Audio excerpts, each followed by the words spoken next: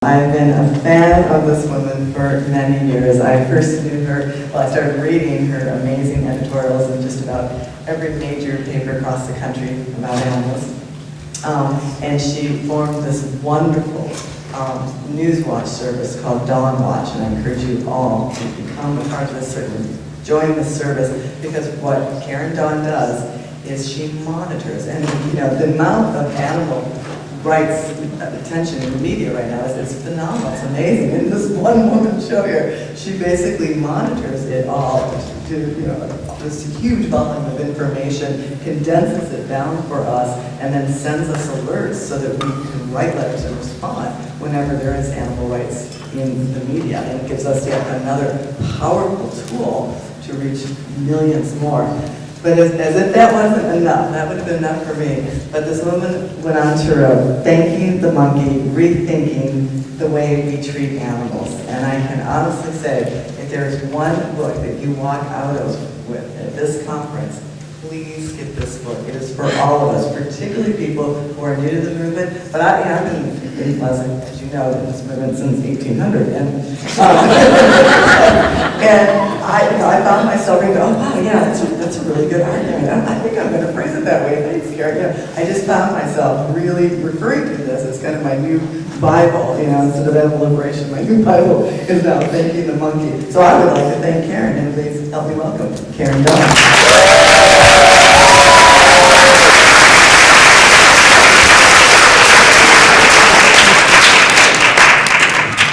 I wish I could have got a really nice introduction. So good to hear. How many people, is it your first conference? I'm meeting people all day, it's their first conference. Oh, just, for those of us who haven't been to you guys know them, I can't even tell you when you know that many people are coming all the time, how good it feels. I was asked here to speak tonight on behalf of welfare reformers, and to explain why welfare is not a dirty word. It is a word in our society that has become associated with a certain way of thinking, a way of thinking that says that animals are ours to eat and to wear and to do whatever we feel like doing for our own amusement, as long as we avoid causing them unnecessary pain as we do all those things. And I suspect that's not a way of thinking that sits well with many people in this room, because we know that any use of animals in those ways is causing them unnecessary pain, because we can flourish and be fantastically healthful and happy without using animals to eat or wear or whatever. I think nobody in our movement, as I understand our movement, is going to argue for welfare instead of liberation. But I am here to argue for welfare as part of the path to liberation. And as we know, there are people in our movement who feel that the passage of welfare laws actually weaken the cause of animal liberation. And I have plenty of reason to believe that isn't so, and I'm going to share those reasons with you. But, even if it were true that the passage of welfare laws did slow down the path to liberation, I ask you this. Can you imagine Amnesty International campaigning against laws that forbid the torture of prisoners because those prisoners shouldn't be in jail in the first place? Can you imagine them working against or opposing laws forbidding the torture of prisoners because the case against imprisonment would be stronger as long as the torture continues? In our own movement, when animal rights activists, our colleagues, go to jail, we do what we can to negotiate their release. But we also do what we can to get them moved out of maximum security into places where the conditions are better. We do what we can to get them healthful vegan meals. How then can we refuse to do the same for the non-humans that we say we represent? Isn't that the ultimate in speciesism?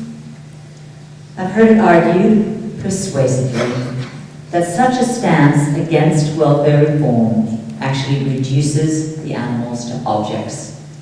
Objects in service to human abolitionist ideology. An anti-welfare stance, assuming we wouldn't take such a stance with our human colleagues, is a speciesist stance. Animal rights, thank heavens, is becoming a social justice movement to be reckoned with. And I want to look at other social justice movements on which we might model our own. We see that improving conditions for the oppressed has not hampered the fight for liberation. Women, for example, have not yet reached equal status in society. As a group, we have yet to earn equal pay for equal work. But surely nobody would suggest that granting the women the right to vote hampered us on the road to equality. Looking at slavery in the northern United States, we find that laws forbidding the beating of slaves came before, not instead of, laws eventually precluding slavery. Those laws were part of the movement which eventually led to emancipation. Why is that? How does that work? In my book, Thanking the Monkey, which Lorri said such sweet things about, I discuss the work of a psychologist named Robert Cialdini. And he has a book out called Influence, the Psychology of Persuasion, which is a beauty for activists to be reading. Cialdini outlines what he calls the consistency theory. And what that is, he explains, is that people tend to make consistent choices. This has been well studied and documented by those who are in the business of influencing human behavior, for example, people who want to sell us things. The consistency theory is the basis of all foot in the door sales techniques, which basically say once you get them to open the door, you're halfway there. It's also the basis of the meat industry and the livestock industry's choice to oppose any welfare reforms whatsoever, citing the slippery slope. They cite the slippery slope. That's because when society supports welfare reforms, we get the public to vote in favor of ending some of the worst industrial abuses.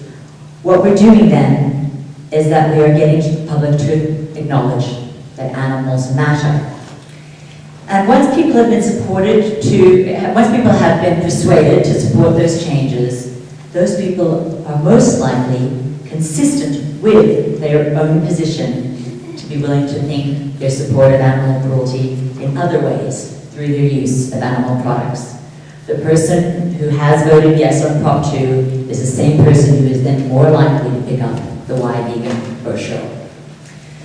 I provide an example in my book from an article in the women's magazine, popular magazine, Self magazine, where a reporter discusses her own journey towards vegetarianism and going on and off it for years, as I think quite a few of us probably did. I certainly did. And she tells us that she read about slaughterhouse reforms, which make the death of animals at least somewhat less terrifying and painful for at least most of the animals. She writes that learning about those reforms did not ease her conscience when it came to eating meat. She says it did quite the opposite. And her quote is, the need for them, those reforms, the need for them made me feel even worse. Clearly, these are not dumb, insensible creatures who are oblivious to whether they live or die. Quite the reverse. Now, people in the food production industries, some of whom I'm sure are here tonight, at least a couple of you, and I definitely say welcome. The more we learn about this, the better, and all of us had to learn something about what goes on before we decided to oppose it. People in the food production industries have a good record for knowing how to shape human behavior. And they certainly do not swallow the argument that welfare reforms hamper the path to abolition. I'm going to quote to you a couple of lines from an editorial in Feedstuffs magazine, which is the magazine for the livestock industry. There was an editorial in that magazine warning readers that the food industry is losing the battle against animal activists. Oh. The piece listed many successful welfare campaigns, for example, the propositions such as Prop 2, in which voters have decided that we need to get rid of battery cages and sow gestation crates. And it cited some of the major restaurant chains' choice to stop using battery cage hens. And the article said, here's the quote from the article, "It's about raising animals for food, and the activists' agenda is to end that practice. It will take decades, but they are the ones who are winning, piece by piece by piece." From his mouth to God's ears.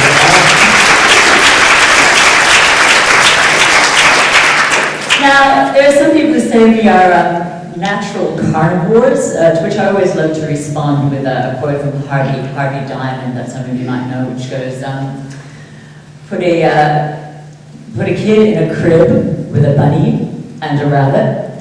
If the kid eats the bunny and plays with the kid eats the bunny and, I'm sorry, put a kid in a crib with a bunny and an apple. If the kid eats the bunny and plays with the apple, I'll buy you a car. But indeed, we are omnivores, and being able to eat animals has served our species well over the centuries in tough spots. But I think it's pretty clear that we're actually evolving towards vegetarianism. And one of those things that helps make it clear to me is looking at the greatest thinkers throughout history. I think of people, look at people like Pythagoras, Plutarch, Leonardo da Vinci, Mark Twain, George Bernard Shaw, Albert Einstein, Gandhi. The eating habits of those who we hold up as the most evolved thinkers amongst people do support the idea that we are evolving towards vegetarianism. Welfare reforms are part of that evolution. They are a vital part. Any question I had about that position came to an end after I watched a movie called Beyond Closed Doors, which is about factory farming. And that movie showed pictures of sows in gestation crates, which I think most of us know are these crates in which sows live, where they cannot even turn. They turn around, they cannot lie down with their legs outstretched. They are so small that all the sows can do, the breeding pigs, is stand there all day biting on the bars ahead of them going mad. That movie also then showed video of sows on Neiman Ranch. Neiman Ranch is certified as one of the humane farms. And I think a lot of people in this room are pretty uncomfortable with the idea of humane meat. In my book, I talk about the fact that a lot of those humane labels are absolute scams, and that all of them allow for practices that are simply cruel. But looking at that video of those sows in those cages, then looking at the video of those sows running around those fields at Neiman Ranch, you can't look at that and say, why bother getting those sows out of those cages? They're going to die anyway, and we don't want to do anything to make people feel better about eating pork. It's not about the people. It's about the sows who are suffering in those crates. They're suffering matters. They need our help now. There was a comment in the film that really got to me, which was made by one of the doctors, Dr. John Webster, who said that every animal deserves a decent life, but that he said, I do point out that no sentient animal has the right to escape death. It got to me because I think that's something we have to remember and that gets sometimes forgotten.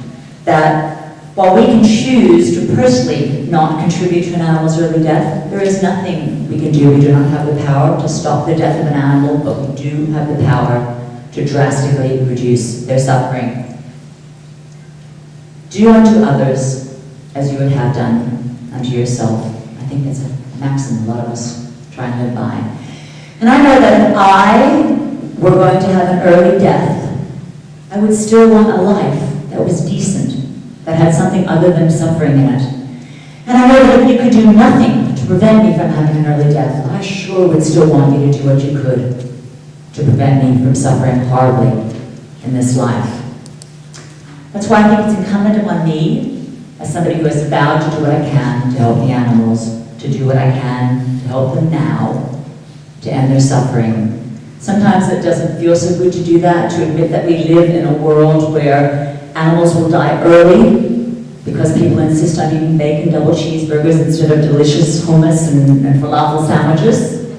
I do everything I can to persuade people that the vegan lifestyle is friggin' fabulous. The food's delicious, we're healthy, it's a great way to live.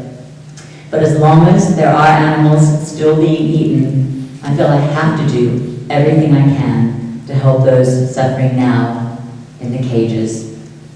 Their suffering matters to me, it matters to all of us. That's why I, and why many vegans who work hard towards the path, on the path of animal liberation, also work hard on welfare reform.